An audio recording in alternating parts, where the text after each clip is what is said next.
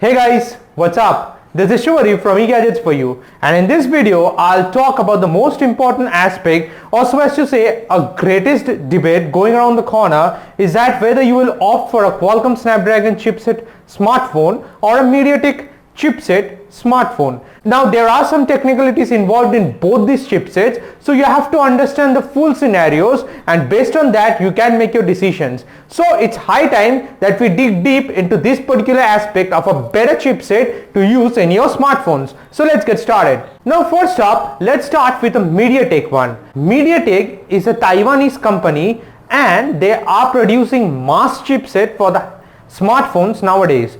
Now mind you, the technology of Mediatek is that they use multiple cores. Actually Mediatek is the first chipset to introduce a deca-core processor. So you get the option of an octa-core, hexa-core or a deca-core processor with the Mediatek chipsets. Their ideology is that they use multiple number of cores in their chipset, as a result of which all the functionalities and all the performance are based on these cores, and they run simultaneously in order to perform your task that you throw to your smartphone. So next up comes the battery life of a Mediatek chipset. Now you have to understand over here is that since they are using multiple cores and numerous number of cores actually, so this particular chipset is performing every time when every task is thrown at them. So as a result of which the battery drainage is a bit high compared to other competitor chipset in the market. So the battery life is affected with the Mediatek chipset due to the presence of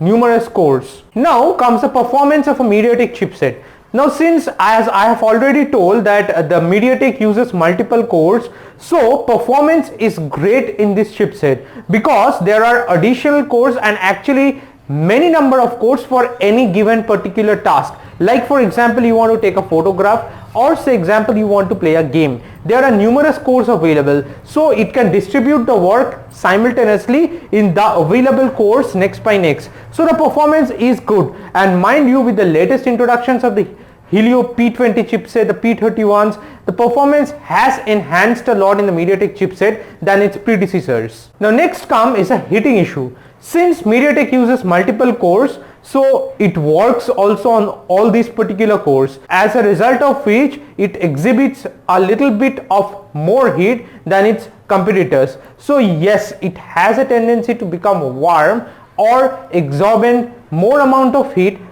in this Mediatek chipsets. And the last most important factor is the graphics department. Now Mediatek, it actually employs the Mali Graphics, which is a third-party graphics vendor. So the architecture of the graphical interface is quite different than the architecture of the Mediatek chipset. So as a result of which the performance from a graphical aspect is not that great, but of late the latest introductions of the Helio P20 and all, they are actually working on making the architecture quite similar to that of the Mali one. Due to the architectural difference in the two companies, the performance graphics is good, but not that best, I must say. Now next start with the Snapdragon chipsets. Snapdragon is actually manufactured by Qualcomm, which is an American company.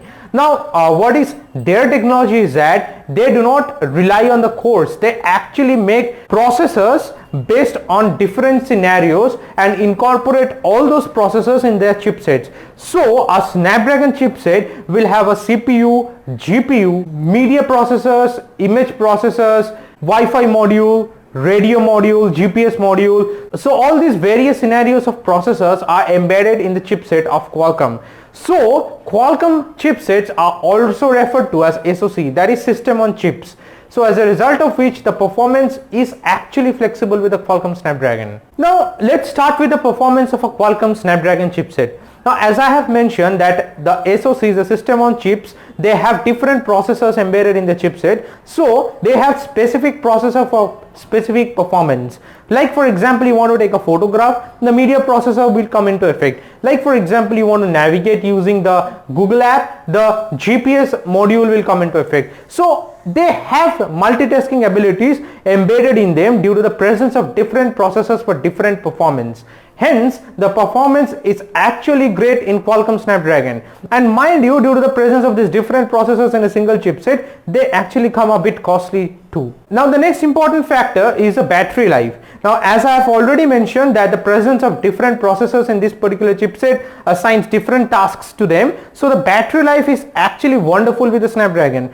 And mind you, the battery life is actually better than Mediatek in this aspect as also. Now, again, the most important factor is a heating problem. Mind you, the heating aspect in Qualcomm Snapdragon is a lot less than that of the Mediatek chipsets one.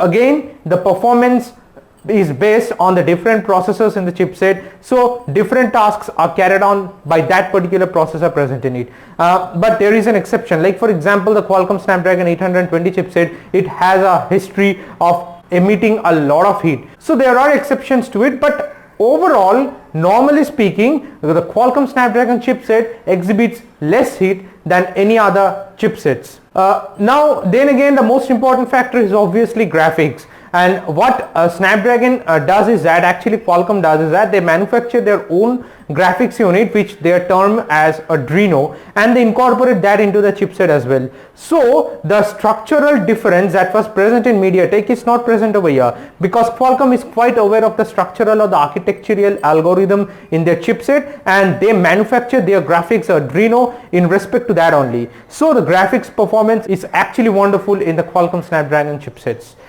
So these are the basic things actually that makes a Qualcomm Snapdragon chipset better than the other Mediatek chipset. So I hope this video was helpful in making you understand the difference on the technical aspect, that why you opt for a Qualcomm Snapdragon chipset rather than a Mediatek chipset. But I'm not saying that a Mediatek chipset is a bad one, because continuous R&D is going on with Mediatek chipsets as well, and the latest ones are actually faster, and with the presence of more number of cores, they are actually good at multitasking as well. But there are other issues to address, like the heating issues, a battery life problem, and the graphics problem in this. And I hope so in the coming years or so, they will come up with a great solution with the Mediatek chipsets as well. I hope this video helps. That will be it, guys. I'll catch you guys in my next video very soon. Till then, stay subscribed to my channel. Bye for now.